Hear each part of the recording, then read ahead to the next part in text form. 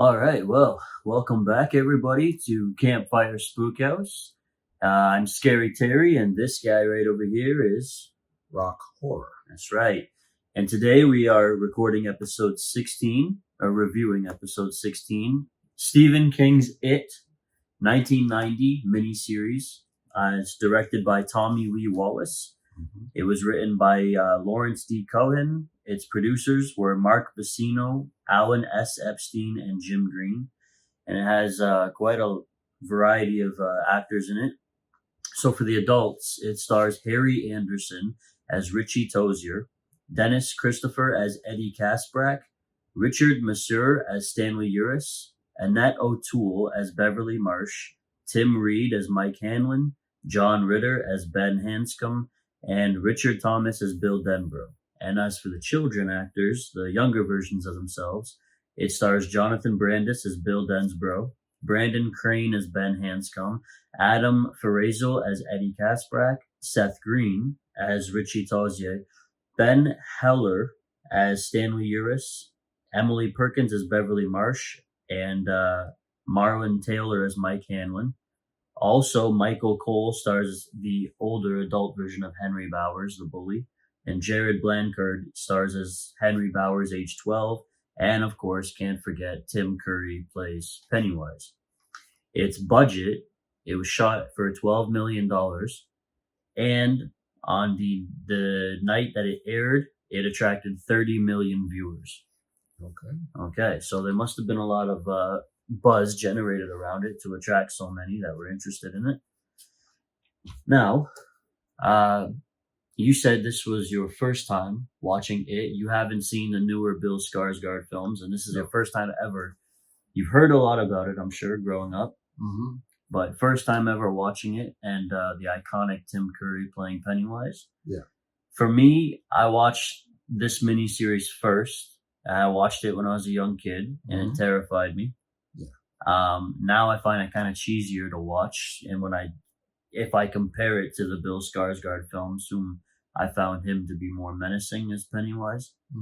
I think for subjective theme, to me, it's obvious. I think it has a lot to do with facing your fears head on, and a lot of maybe irrational fears that they have. But what a unique, interesting concept of an evil, almost supernatural entity that has the ability to shapeshift and take on the form of what a child's greatest fear would be. And doesn't really attack adults, seems to, because they don't really believe in that anymore. They grow out of that. But a child so impressionable, I think it has like a unique concept. I never read the book, but it's interesting. It's very interesting. And what did you think about it? Yeah, no, I thought it was a unique concept, kind of playing with certain ideas.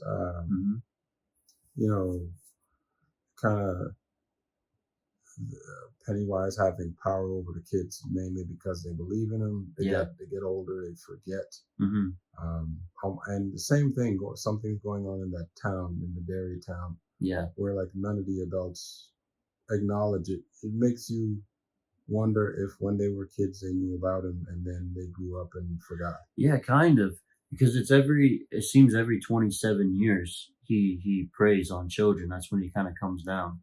Yeah. So he basically, my understanding is he comes down, he feeds on these children, and then he disappears and vanishes once he's full. Yeah. I kind of take it, and then he comes back to feed again.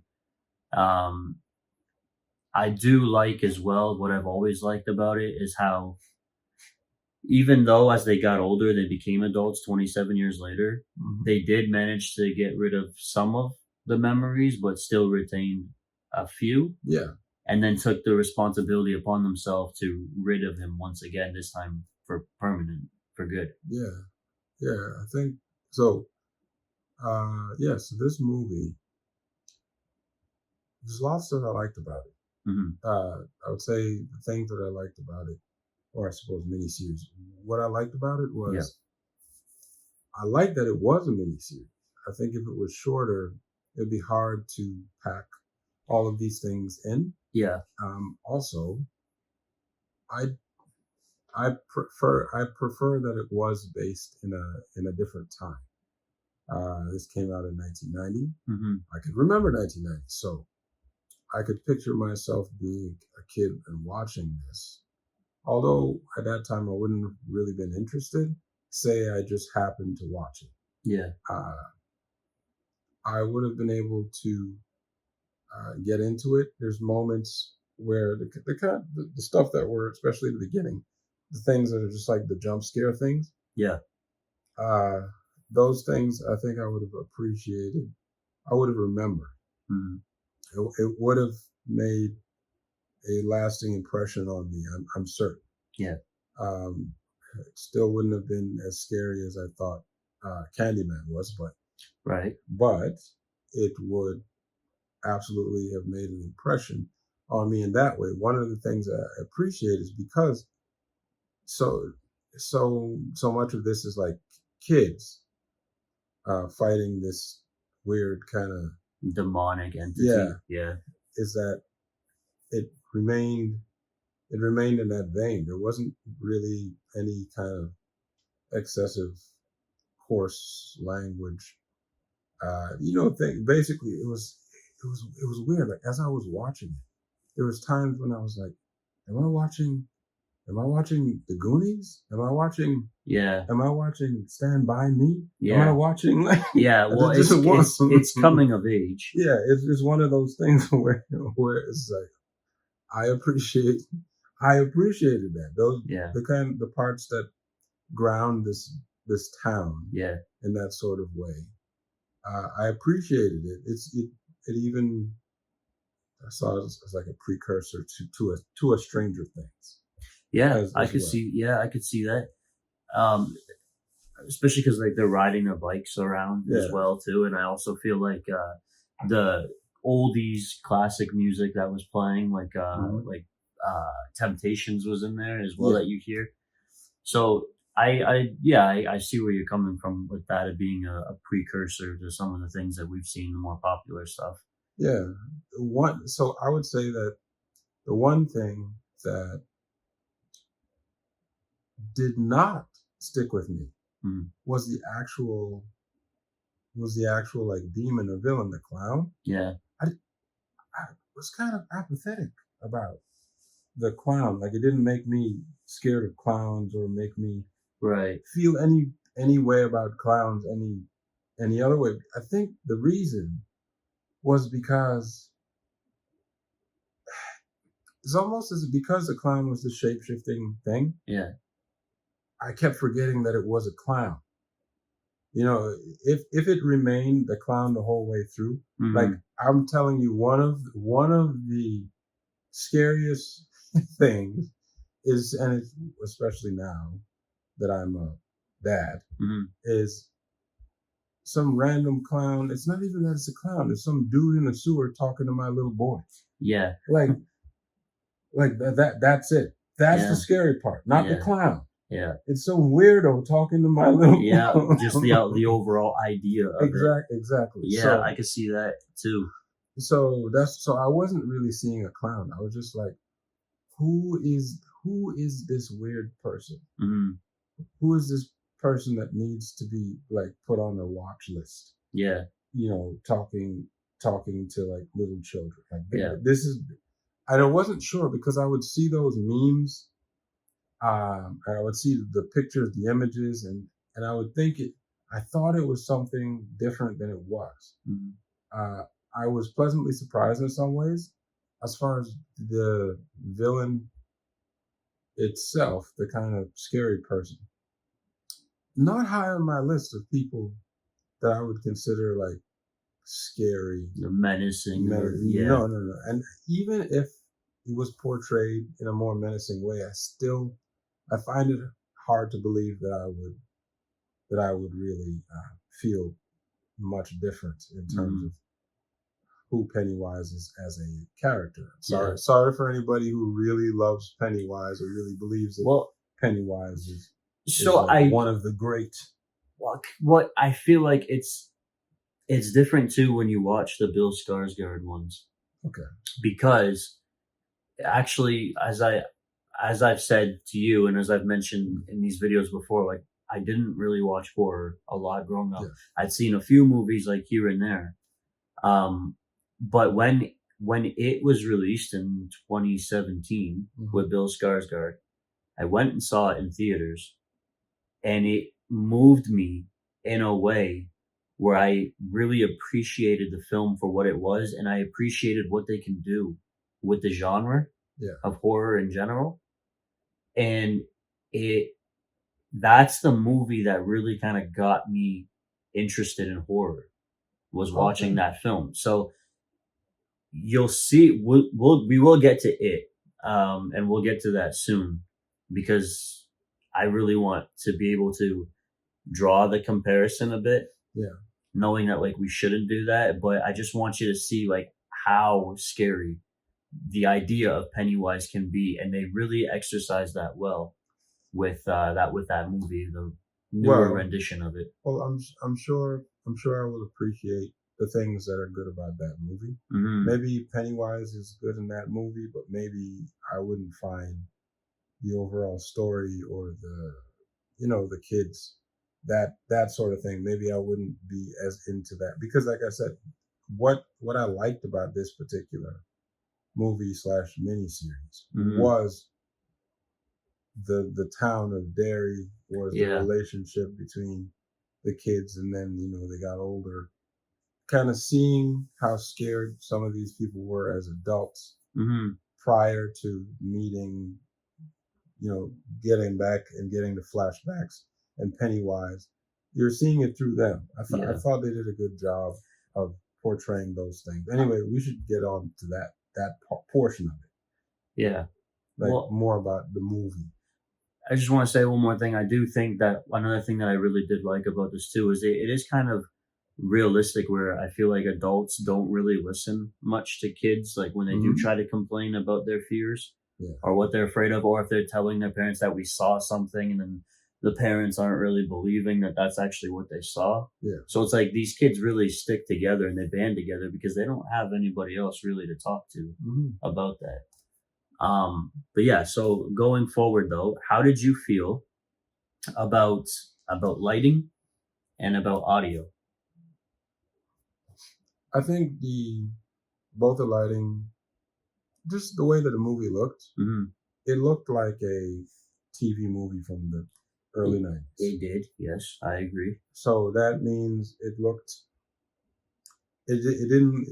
didn't necessarily look cinematic, but once again, I think that helped for the type of story that was being told. I think you could get away from it. I believe when we were watching it, I even mentioned it reminded me of like a more intense Are You Afraid of the Dark? Yeah, you did say that, yeah. Yeah, and it's the same sort of thing, where it's like, Are You Afraid of the Dark? Except like half the people get killed. Yeah. Yeah. That sort of thing, which is cool. That is something that as kids you like. Yeah. I think in that way I appreciated that.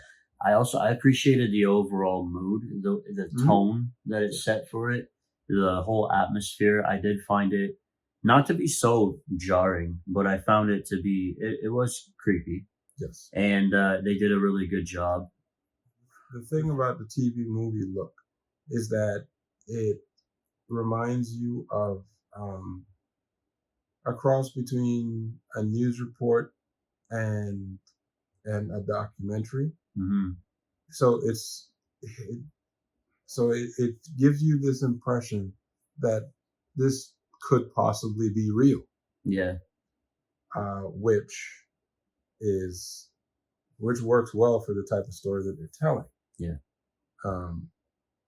So until you see the supernatural kind of portions of it, then you get drawn back into the movie of it, and that's when I feel like having a more cinematic approach would have kind of brought things together. Yeah, of course. Stylistically, anyway. Yeah. Because whenever the supernatural things came in, it seemed like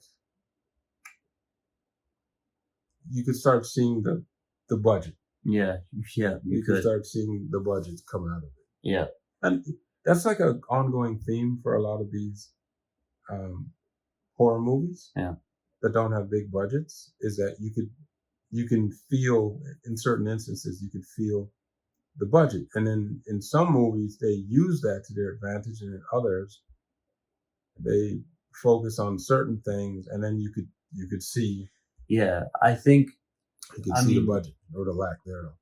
Well, so like, I think a lot of the budget for this particular miniseries had to go towards the way it was Pennywise was introduced to the kids separately, because they each, as the adults, they would have flashbacks of when they were younger, how they first came to see him. And then, with the bloody kitchen sink or bathroom sink, for Beverly. And just a very large cast as well. Yeah, true. And that's the thing too. That's also what makes it so long, the duration of the film, is because it has to touch on every perspective from all 7 of the Losers Club. Yeah. So it extends. The sound effects, how did you feel about those? They were good. They stuck out. I would say that overall, the sound design, Foley, soundtrack, all either solid or good. How did you feel going off of soundtrack? How did you feel about the score of the film? Anything that really stood out for you? The kind of clownish, kind of circus, especially at the end credits. Yeah. Circus music that would just kind of be there, as you kind of knew that Pennywise was around the corner, that sort of thing. That was good. As I said, I don't have a lot to complain about with this particular movie. Yeah. There are things I'm not even to complain about. It's just things to comment on. Yeah. Because I still enjoyed it. Right? Yeah. How did you feel about performances though in this miniseries? We should target a group first, so let's try the adults. Let's focus on the adults first. Performances or people that stood out to me was Mr. Ritter. Yeah, John Ritter, of course, Three's Company. And it was funny when you made a comment that he, his inflections and mannerisms reminded you of Ryan Reynolds. And then we could not see it. Seriously, in this particular role. Yes. Yeah. It's if you guys watch it miniseries, 1990, if you revisit it, I personally found that John Ritter, who plays the older version of Ben Hanscom, he looks like Ryan Reynolds. He kind of, not to the comedic sense, because he's serious in the movie, but the way he moves, the way he talks, his facial expressions, the mannerisms, they actually look like Ryan Reynolds. They could be father and son. And definitely, because of this performance, made me want to see more of his work. Yeah, more John Ritter dramatic roles. Yeah. And I have seen some, but I haven't invested in looking for that. So his role is one that stood out. Same. What's the other one? Well, Pennywise himself. Tim Curry is iconic. So Tim Curry, because the good thing about Tim Curry's performance is that it's not Tim Curry, it's Pennywise.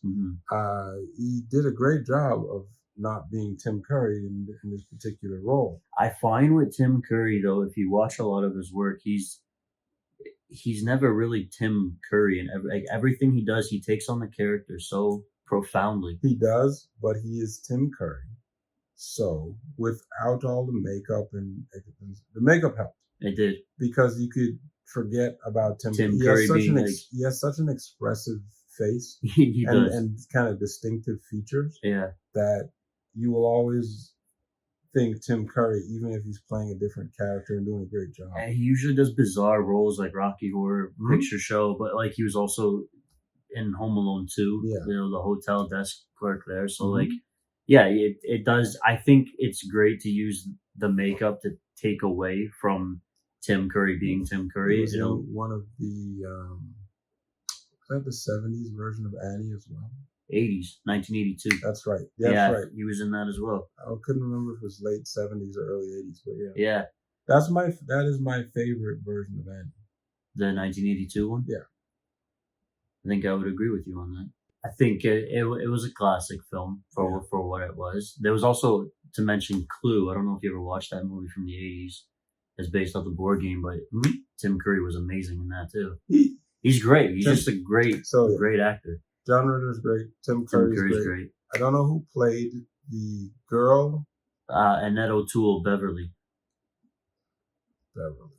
Beverly is the one girl in the Losers Group, right? Yeah, Beverly Marsh. Yeah. So I appreciated her portrayal by both of the actresses. So the older version and the younger version. The child, yeah. I really liked Richard Thomas, who played Bill, the stuttering Bill. Yes. I really liked him in the film. I thought he was great. Even his younger counterpart, Jonathan Brandis, were both really good in it. Yeah. Also stood out. Yeah. As well. The guy who was from the show you mentioned, Night Court. From Night Court. Yeah. What's that actor's name? She played Stanley Uris. Yeah. So Richard Masur was his name. Mm-hmm. But Seth Green was the younger version of him. I also enjoyed Seth Green's performance. I don't really think there wasn't a performance that didn't sell me. No. Even his little brother at the beginning. Yeah. Like everybody, they kind of, with the casting and the performances. Yeah. Solid throughout. Yeah, man. Solid throughout. I liked what was his name? Especially.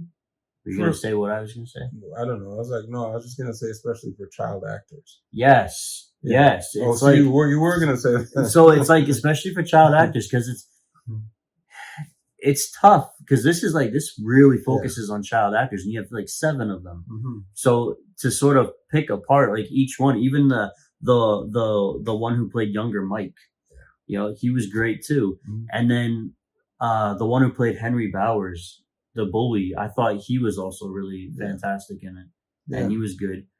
And then I don't have him on the paper here. I didn't include him because I just thought of him while we were watching this. But the older man in the pharmacy, that had the puffers, I thought he was really good too, especially when he was older. Yeah, so you are correct. I cannot think of a bad performance in this entire miniseries / movie. Which I feel like is rare when it comes to doing television films or miniseries. So this is why I'm saying the reason why in general I enjoyed it. It's Stephen King. So it's hard to miss with Stephen King. Not impossible, but hard to miss with Stephen King. The portrayals did very, very well. Mm-hmm. I was captivated by it. Mm-hmm. That's good. I was involved in the overall story, plot points, etc. Yeah. So it was good. I think too, like the duration of it being 3 hours because it was separated into 2 episodes. So you have a full book, and the book itself, the novel, was I think it was 1,100 pages. Yeah. So you have to extend it and make it longer because you have so much information to work with and to include in the story. I think overall, for me with the miniseries, I do like it, but I'm trying not to, but it's so hard for me not to compare it with the newer films. Yeah. And because of that, I find, as much as I do like it still, I find that it is very cheesy and corny when it comes to the scare tactics in it. And I said I was terrified as a child watching it, but as an adult now, I find it almost comical. Yeah. Like it's kind of funny when you're watching it. Well, there were some parts that I found funny. A lot of the time, whenever projectiles were involved, I was literally laughing. Yeah. Like even when she was getting beat up by her fiance, boyfriend, whoever she was with, and she started throwing things at him. Yeah. And when in slow motion, you just see it hit him. Yeah, when he finally hits him in the head, that was way funnier than I suppose it was intended to. Yeah, or when they're at I think it was a Japanese restaurant, the fortune cookies, and she opens it and gets splattered with blood. And it's like there's some things that are there's some things that came off funnier than they probably intended them to be. Yeah, but I don't know. It's not something that I was. I still don't get corny because I suppose I have an easier time keeping it in context. Like I'm not comparing it to anything else. Yeah. I'm just watching it for what it is. Yeah. And I believe that's one of the reasons I was able to enjoy it as much as you did. Yeah. Yeah, I think again for the reasons that I stated, because it's even like hard for me to sit through the duration of 3. Like it's not something like I would do like over and over again. Yeah. So I really feel for the miniseries I have to rate it 3.5 out of 5 jump scares for me. Now that I have seen it, I can appreciate why so many people kind of have a place for it. Yeah. In their heart and mind. Yeah. But because of course I have exacting tastes. I like what I like, just like everyone. I can see where things could have been improved. Yeah. But it's mostly on the production side. I have no issue with the story. Okay. I do have an issue. Here's my one issue. Oh, okay. The spider. Oh, that's something worth mentioning. Yeah.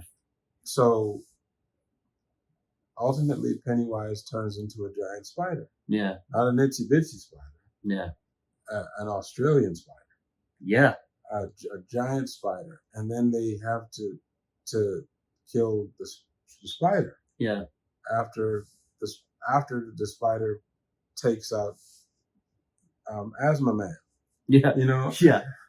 So placebo Asthma Man. So another reason really to give 3.5 jump scares for me is because the ending, I never enjoyed it. I felt like the ending alone, once they're in the sewer, it's kind of rushed for them, but then it just doesn't, like Eddie got picked up by the spider and then he was dropped and hit the ground. I don't know if he just like smacked his head too hard and then he just died from the injury or internal bleeding or something. Yeah. But like, it just didn't really make sense to me and it didn't hit hard. But then it's like, they also ran at this spider afterwards after Eddie had died and they like pushed him over onto his side. And it seemed like they just started kind of beating him and then pulled out his heart. And like this menacing, powerful, encompassing demonic entity just sort of lets them just easily just like, oh, I'll roll to my side and let you guys just. So here's why I didn't mind that.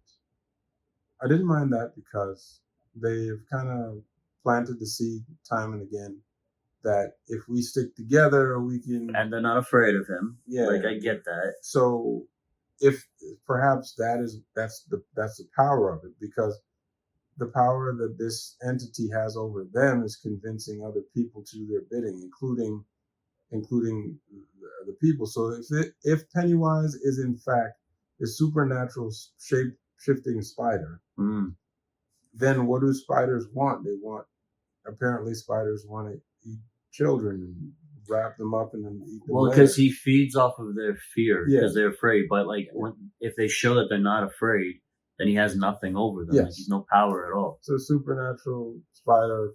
And that's why you go after kids, because kids typically are more afraid. Although I'm not even sure if that's true. I think it works for the story. Yeah. Because a lot of adults are scared of things as well. Sure. Well, they still had trauma as they got older and everything. They still had their fears. My issue with the spider, it reminded me too much of Charlotte's Web. No, Wild Wild West.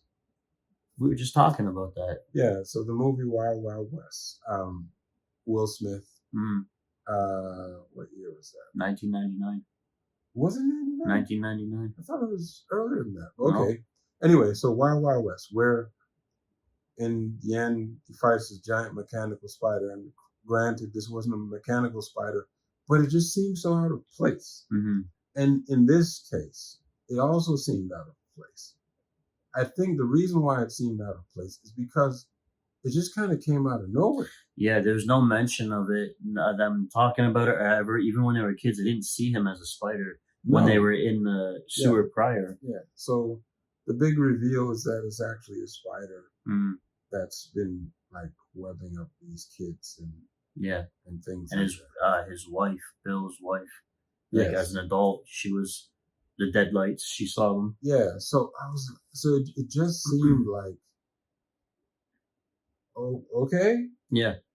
Yeah. Right. But let me ask you this, didn't you, when they were kids and they were in that sewer previously, didn't you kind of get that feeling too? Like, weren't you like taken off a bit when, like, in that like pipe where the light was coming through, which was the dead lights, but like, again, no mention of that prior to at all. So you're just seeing this happen, and that's when like young Henry Bowers was like attacking, I think it was Eddie, and they just get captivated by his lights, and his friend Belch, the one who would burp all the time, he just like got kind of lifted up into this light and brought into the pipe.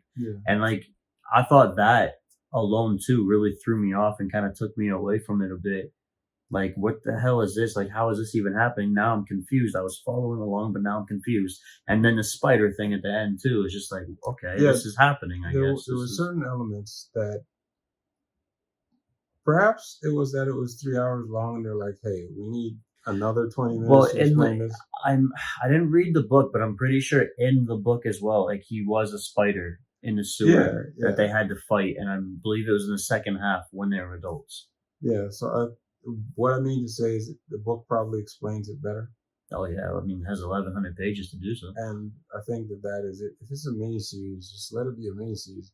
Instead of 2 parts, make it 3 so you can explain it. Yeah, that's true. Because that's really a lot of the issues that I have just come down from that. Mm-hmm. Whereas it's a great world, great characters, great concept. Mm-hmm. Execution, not great. Yeah, especially for the spider scene at the end. So like the conclusion, the final act is messy. Yeah, I agree. Yeah. I didn't like the ending at all for that. Yeah. But again, like, that's why I give it 3.5 out of 5 jump scares for me. Yeah. That's what I give it. So and I'll go for you. Am I even going to be able to say this is a classic for any other reason than it being kind of a cultural phenomenon after it was done? It's hard too, because like, there was so much about it that you like that you want to give it a higher. Yeah, but I can't, because there are great movies that we've seen already that this cannot mess with. Yeah. Not even a little. Mm-hmm. So I would say I'm comfortable with giving it 3 point. I'm gonna go 3.4. 3.4. 3.4 jump scares. Feel good about that? I do, because as I said, they had 3 hours. Yeah. They could have made it work. Yeah. But they didn't. The ending was a little bit too messy. So let us know. Like and subscribe to our channel. Comment below. This is how we feel about the 1990 miniseries for It. Let us know how you guys feel about it. And it was good. It was good. Mm-hmm. But those Bill Skarsgard movies, man, they slap, bro. We've seen quite a bit of scary movies, considering, but it's still no comparison to the amount of just normal movies that we've seen. True. That's very true. Because for this channel, it seems like a lot. Yeah. Between the two of us, we've probably seen like 80% of the movies that we've watched so far. Yeah, true. But like, come on, we're on 16. Yeah, it's true. And for people that watch as many movies as we watch. That 16 movies is not. It's not anywhere. I know. It's not even like 0.5% of the movies that we. No, watch. it doesn't justify. We got a long way to go still. Yeah. So. Let us know some of your favorite horror films that we have not yet reviewed that you want to see us review, and we will be sure to make a video for you and give you a proper shout out. And make sure you guys tune in for next week, because we will be reviewing episode 17, which I didn't tell you what it was yet, but episode 17 will be Alfred Hitchcock's The Birds. So that's going to be a fun time. That's another good one. It's a classic. I love it. I love it so much, actually. It's one of my favorite ones. And I'm an Alfred Hitchcock fan because when I think of horror, I think of Alfred Hitchcock and the types of movies that he made. And the suspenseful filled ones. Yeah. And it's also the first Alfred Hitchcock movie I ever saw was The Birds. It's the one that got me into his films. First one I saw was Psycho. Ah, nice. Very nice. Episode 1 we did. Yeah. All right. So make sure you guys are there. If you're also Hitchcock fans like us, you won't want to miss that. So episode 17, The Birds, next week. I'm Scary Terry. And you are Rock Horror. Rock Horror. And we are Campfire Spookhouse, where we scare ourselves awake. So we will see you next week.